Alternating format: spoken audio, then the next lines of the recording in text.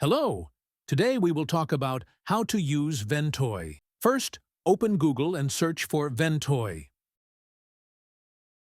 Now click Downloads. Select the zip file. Click Download Latest Version. Wait 5 seconds. Download will start automatically. Now, go to the file location.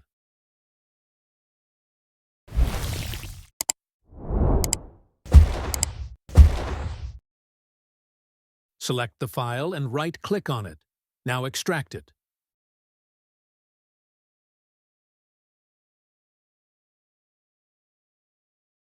Open the folder and open Ventoy 2disk.exe.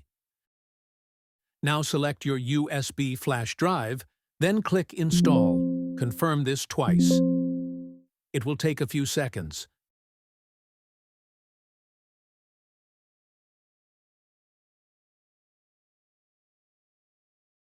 That is good.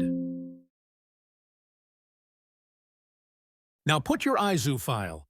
Goodbye.